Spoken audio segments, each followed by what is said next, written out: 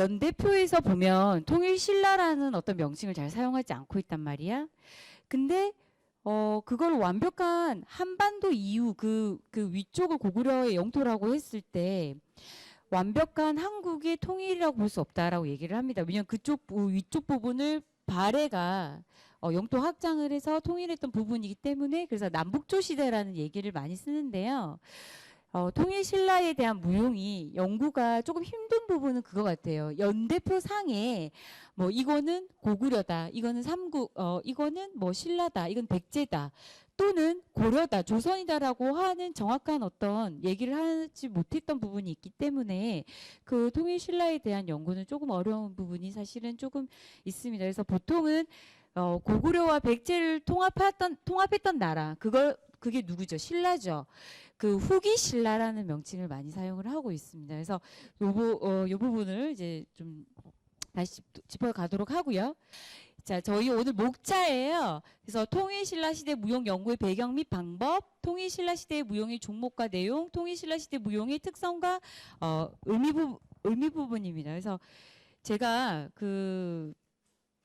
통일신라라고 하면 가장 그 핵심 키워드는 불교예요. 불교. 왜 불교냐면은 당나라에서 불교에 대한 영향을 사실은 많이 수용을 했고 실제로 오뇨대사라고 하면 많이 들었단 말이야. 오뇨대사. 오뇨대사 하면 가장 기억되는 키워드가 뭡니까? 그렇지. 해골이 어떻게 했지? 성제지. 배성제. 그렇죠. 물. 해골을 마셨는데, 해골 물인 거를, 아니, 너무 잘하고 있어요. 오뇨대사가 이 대표적인 불교 중심에 있었죠. 그래서 이제 당나라로 공부를 하는 가운데서 그 전날 먹었던 이제 그 어두운 가운데서 물을 마셨는데, 그 물이 그 다음날 봤더니 해골물이다. 그래서 모든 거는 무엇이다?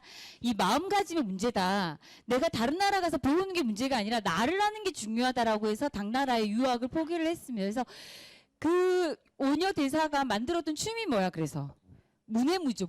무예무가 나오는 거예요. 나중에 또 재미난 얘기는 나중에 얘기하도록 하고 요 당시에 이제 한국과 자 잠깐만 요거 이제 이게 뭐예요? 이게 피파예요. 피파. 비파야.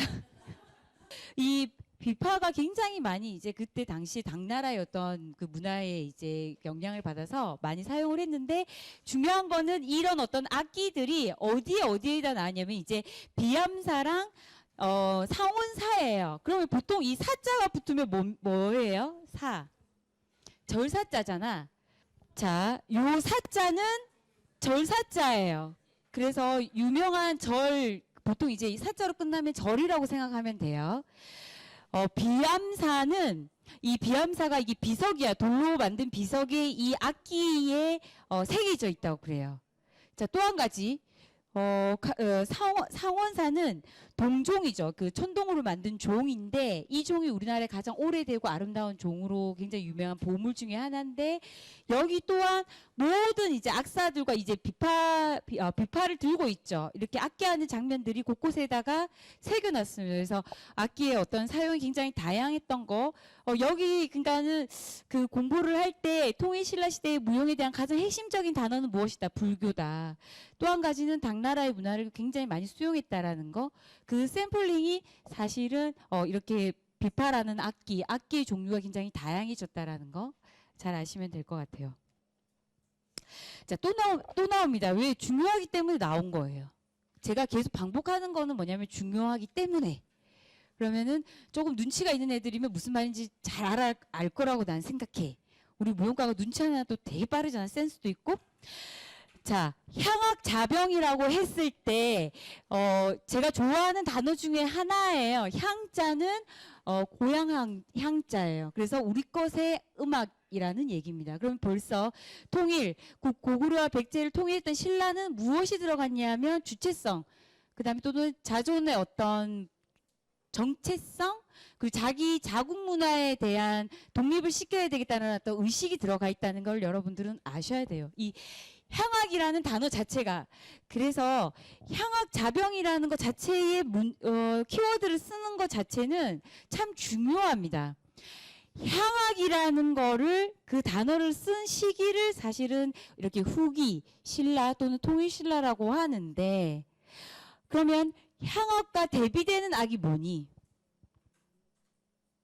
이때 시기가 중국이 무슨 나라라고? 당나라라고 그랬죠. 그래서 당악인 거예요. 당나라의 음악이기 때문에 당악입니다. 그 반대적인 입장으로 향악을 만든 게 향악 자병이고, 이 잡자는 뭐냐면 되게 이제 여러 가지 잡스럽다라고 얘기할 때 잡자를 쓰는데 이 잡자를 씁니다. 이제 영자를 사용을 하는데, 향악 자병의 오수 중에 이 오기자는 제주 기자예요. 기술이에요. 기술 말 그대로. 사실은 이제 예술의 뿌리는 하나라고 분명히 말씀을 드렸어요. 무용의 뿌리도 결국 춤의 뿌리도 하나인데, 처음에 그걸 인식을 할 때는 사람들의 한자 인식은 어떻게 했냐면 기술로 봤다라는 거예요. 기의 기자. 그리고 사람은 이제 어른들이 항상 하시는 말씀이 뭐 기술이 있어야 된다. 사람은 그 기자랑 똑같은 기자입니다. 그러니까는 보통 그러니까 그 사람만 갖고 있는 아주 특출난 어떤 능력이라는 글자에 이제 기자를 쓰는데, 이러한 어떤 시작점이 오늘날의 고려의 어떤 산대 잡곡, 조선의 나래 잡히의 어떤 연장선상에 있었다라는 거예요. 결국은 뭐냐면 역사적인 계승이 있었다. 역사적인 계승과 함께 변용이 있었고 오늘날의 발전과 독립화가 됐다. 요 정도는 정리가 돼야 돼. 자, 제가 이제 계속 반복해서 얘기하는 부분은 중요한 의미이기도 합니다. 왜냐하면 이것이 오늘날 탈춤의 어떤 뿌리가 될 수 있기 때문에. 자, 보세요. 최치원의 향악 자병 5가지의 기술이야. 쉽게 말하면 최치원이 말했을 때 그런 어떤 풍경들을 보고 5가지의 기술을 정리한 거예요. 시로. 시는 최고의 예술이다. 그래서 제가 항상 하는 말이, 시는 무엇이다? 정지된 춤이다. 춤은 움직이는 시라고 얘기를 합니다. 자, 그만이라고 얘기를 하면은 결국은 이제 요걸 제가 여기서 요렇게 지난주에 풀이를 했다면 여러분들이 좀 더 알기 쉽게 이렇게 오늘날의 모습으로 이해를 한다면, 금치를 한 이제 그 방울을 받고 굴리는 그런 모습들, 그리고 요 부분은 요렇게 좀 약간 이해를 하시면 될 것 같아요. 자라목이라든지 이런 어떤 좀 요상스러운 모습들로 나타났던 어떤 모습들은 이런 어떤 탈춤 중에 어떤 이러한 희귀적인 어떤 현상들. 또 한 가지 이제 대면이라고 하면 사실 이제 구나무, 이거는 중요한 의미예요. 구나무. 자, 구나무는 나래 중에 어떤 일종인데, 이것도 이제 한자라고 해서 여러분들이 이해를 잘 못하실 수도 있지만, 구자는 내쫓는 거예요. 구자는 내쫓는 구, 그 다음에 나자를 보통 나래 많이 쓰죠. 동양예술이라든지 동양무용사 공부할 때 나래를 굉장히 많이 들을 거예요, 여러분들이. 나래. 자, 나래라는 거는 뭐냐면 귀신 나자예요. 이게 푸닥거리, 그러니까 안 좋은 애군들, 안 좋은 어떤 상징들, 이런 거를 이 나자를 쓰는데, 그래서 그 안 좋은 기운들을 쫓아내는 행위들, 그게 뭡니까? 벽사예요. 안 좋은 기운들을 쫓아내는. 고마워. 그런 어떤 행위들 중에 이제 하나로 동아시아의 공통된 샤먼의 무용이다. 조금 이 부분으로 이해하시면 돼요. 이제 모든 예술을, 동양의 어떤 예술, 한국의 예술의 어떤 뿌리는 사실은 벽사 행위, 그 다음에 뭐 애군을 쫓고 좋은 기운을 받아들이는, 그래서 구술하는 거죠. 자, 그래서 우리의 그 VIP도 하셨나 봐요. 자, 그 다음에 요 부분은 이제 나중에 이쪽으로 한번 찾아서 다시 한번 확인해 보시고, 산에는 오늘날의 이러한 탈춤의 어떤 형상들이다. 요렇게 이해를 하시면 됩니다. 자, 통일신라 시대의 지금 무용의 종류와 내용이에요. 그 중에 가장 대표적인 게 최치원의 향악 자병이라는 거. 또 나왔습니다. 역사 속의 탈춤 속에 이제 역사를 보면 가장 중요한, 여러분들이 이해하셔야 되는 부분은 여기서부터 이까지입니다.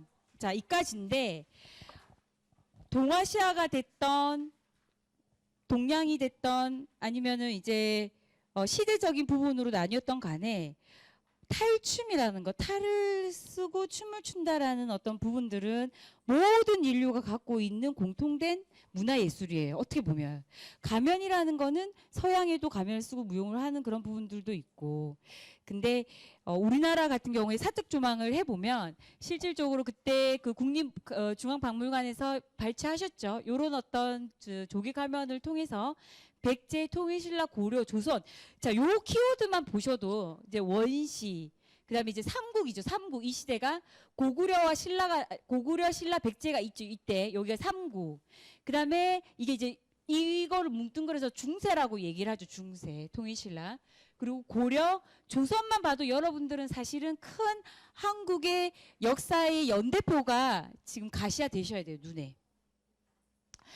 이제 오른쪽에서 왼쪽으로 오는 이 과정에서 원시, 백제, 통일, 고려, 조선이라는 어떤 부분들에 대한 역사적 인식이 됐다면 충분히 이제 여러분들은 이해하기가 조금 용이할 겁니다. 자, 이게 무슨 말이냐면은 원시 무용 때도 원시 부족 사회에서도 분명히 탈춤이라는 거, 탈을 쓰고 춤을 추는 행위는 있었다라는 거죠. 무엇을 위하여? 뭐 잘 살거나 아니면 뭐 수렵을 활동을 하거나 사냥을 했던 간에 이 가면을 쓰고 하는 형태는 분명히 있었는데, 그것이 오늘날 무엇이다? 현대에 와서는 엄청나게 많은 종류의 춤들을 발생을 했다라는 거예요.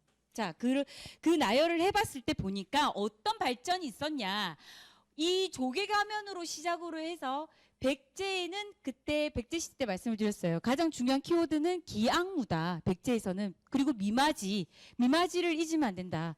그가 과연 누군지 여러분들 계속 고민해야 된다라는 게 이 부분이었습니다. 그래서 미마지의 활동이 이 글귀에 나타났죠. 이 교훈초라는 일본의 저술에 나타났는데 샤키는 나중에 꼭 이걸 한번 찾아보세요. 라임이랑.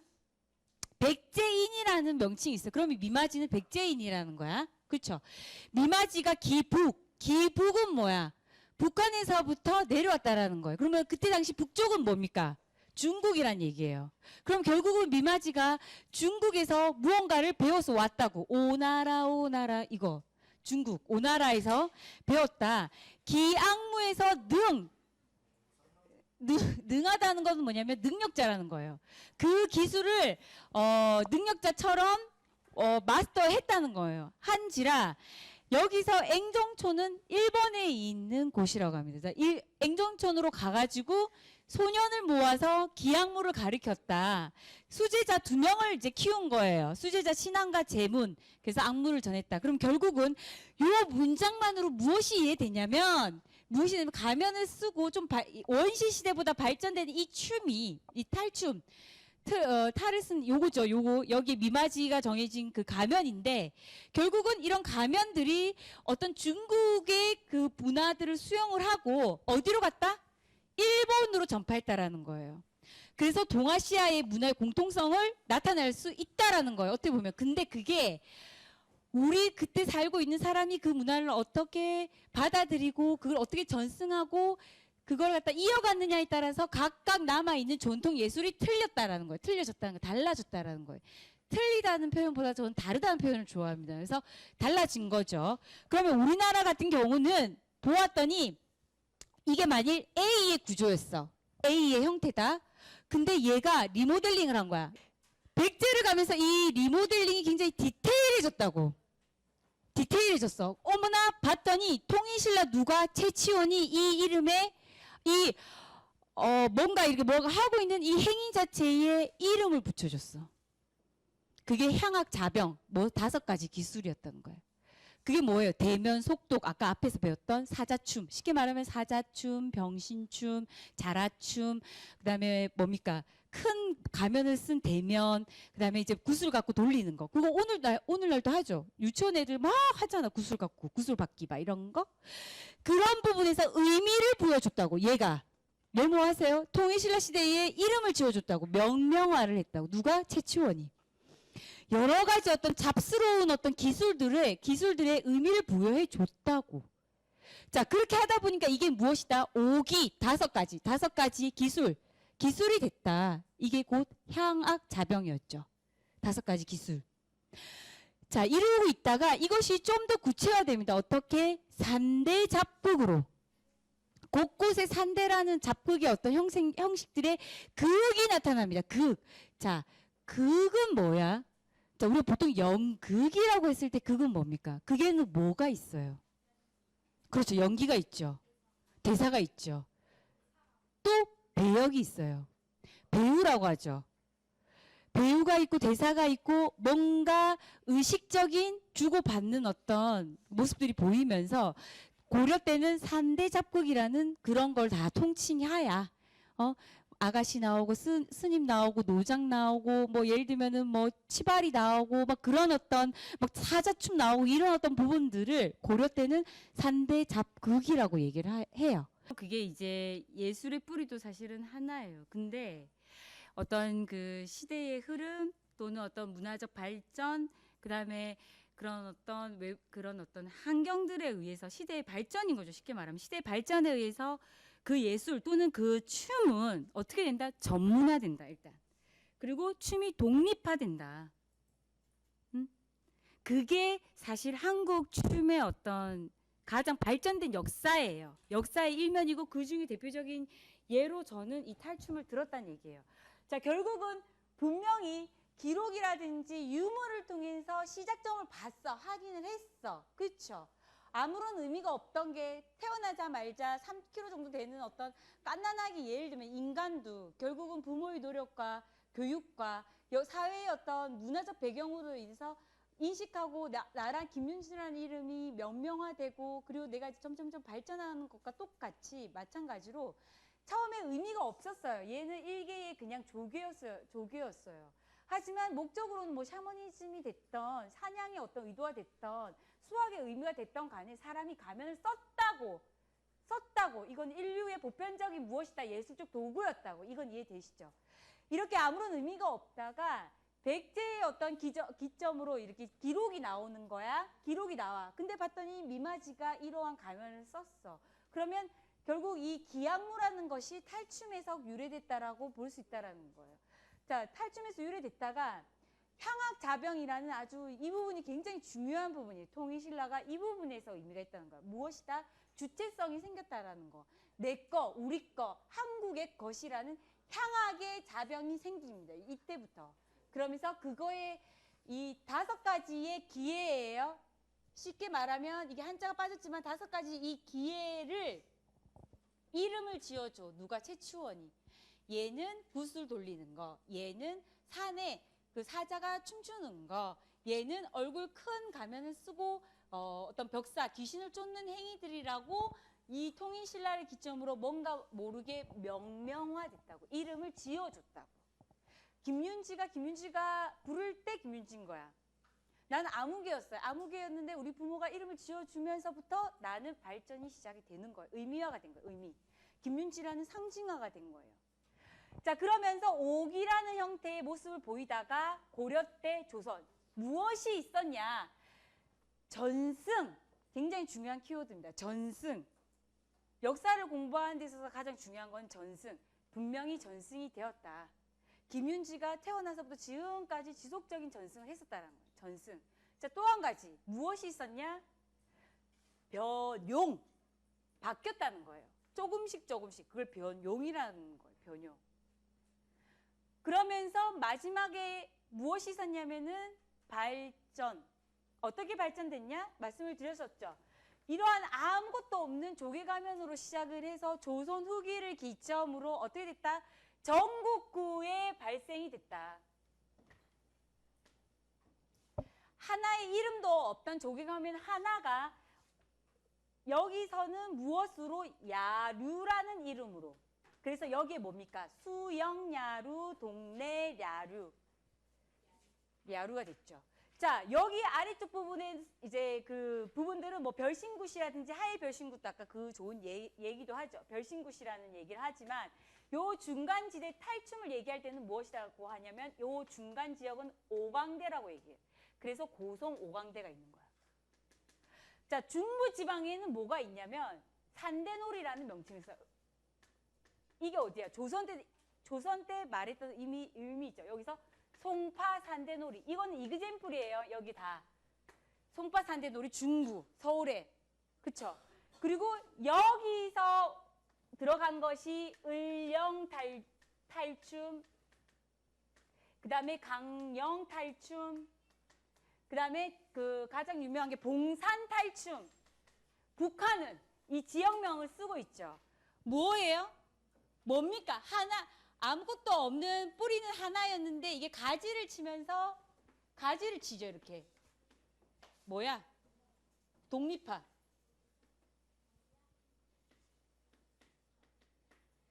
그리고 조금 더 무엇이 됐냐? 전문화가 됐어. 그리고 정확하게 명명화가 이름이 지어졌다는 거예요. 여기서부터 이까지가 한국사 예술의 발전의 가장 큰 샘플링이 될 수 있다 없다? 될 수 있다라는 거예요. 마찬가지예요. 탈춤 하나 들었죠? 또 한 가지 이제 오늘 뒤에 나오는 거 할 텐데 건무도 그 좋은 예예요. 지역마다 건무도 무엇이 있어요? 이름이 달라. 밀양 건무, 진주 건무. 그쵸? 그리고 중앙에서 궁전에서 하는 건무. 이렇게 나오는 거예요. 이해되셨어요? 다시 설명. 다시 설명. 자, 이게 얘는 하나였어. 그쵸? 이 조개라는 거 하나 아무런 의미가 없었어. 근데 봤더니 눈 두 개, 입이 큰 게 있어요. 이것은 가면이야. 가면의 어떤 시작점으로 시작을 해서 뭐예요? 시대적인 이 역사의 흐름은 이해되셨어요? 백제 지나고 고려 지나고 조선을 지나고 이게 오늘날까지 존재하고 있는 한국 탈춤의 무용사의 종목들이야. 자, 결국은 춤의 뿌리는 예술의 뿌리는 하나였으나 역사적 흐름에 의해서 결국은 춤이 독립화되고 전문화되고 명명화됐다고. 이게 한국 춤 역사를 배우는 가장 큰 정신 중에 하나라는 거예요. 이것만 이해를 하면 사실은 여러분들은 모든 어떤 역사적 관점을 그렇게 이해하면 충분히 이해돼요. 그리고 여기서 중요한, 이렇게 됐을 때 가장 중요한 키워드가 뭐냐? 결국은 이 예술이라는 거는 전승, 이어져 와야 된다는 거야. 김윤지대로 끝나면 어떻다? 이거는 전통 예술로 가치가 없어지고 의미가 없고 더 이상 후대에 내려올 수가 없다라는 거예요. 전승. 근데 전승이 되는데 어떻게 전승이 되냐면 문화적 배경의 요소를 받는 거야. 김윤지가 이렇게 춤을 췄던 것보다 어머 웬걸 솔지가 이렇게 해서 이렇게 추는 게 더 좋아. 뭐예요? 변형이에요. 김윤지는 똑같이 맨날 이렇게 했는데 갑자기 솔지가 이렇게 해서 뒤로 제껴. 어머나 난 이게 더 좋아. 그러면서 이렇게 해서 이렇게 뒤로 뭐 다시 또 이렇게 오거나 1, 2, 3, 4 이게 되죠. 변용이 된다고. 변용이 되면서 무엇이 생겼다? 독립화되고 전문화되고 명명화되면서 발전이 생긴 거예요. 발전. 그게 한국 춤의 역사의 가장 큰 의미 중에 하나예요. 사실은 이게 다른 나라에 비해서 이 역사적 의미를 갖고 있는 나라가 그렇게 많지는 않거든요. 근데 이게 지금 한국 같은 경우에 이제 이런 경우의 종목들이 굉장히 많이 나오고 있습니다. 그래서 이게 조금 중요한 이제 부분 중에 하나고, 제가 한국사를 가르칠 때 한국 춤의 역사를 가르칠 때 중요한 핵심 중에 하나 맥락이라고 이제 말씀을 드릴 수 있는 겁니다. 자, 그러면 또 통일신라 시대 때 또 어떠한 춤이 있었냐? 건무입니다. 건무. 자, 탈춤 이해되셨죠? 자, 또다시 이제 건무로 넘어 두 번째. 건무를 가는데 건무라고 얘기를 했을 때 가장 많이 듣는 여러분들의 이야기는 뭐냐면 잠깐만 다시 이 부분 설명을 할 때 제가 이 조개 가면으로 시작을 해서 이 탈춤의 영역을 뭘로 봤냐면 탈춤이란 예술 종목으로 봤죠. 조개춤, 예를 들면 조개를 쓰고 가는 춤 따로 있고 탈춤으로 본 게 아니라 이거를 하나의 줄기로 본 거는 뭐냐면 텍스트와 배역과 대사 또는 기본적인 틀이 그 본질은 그대로 놔두고 그대로 있는 상태에서 시대적 변화로 인해서 자꾸 춤이 발전됐다라는 거예요. 본질의 뿌리는 하나였으나 그것이 계속 변형돼서 발전이 됐다라는 거예요.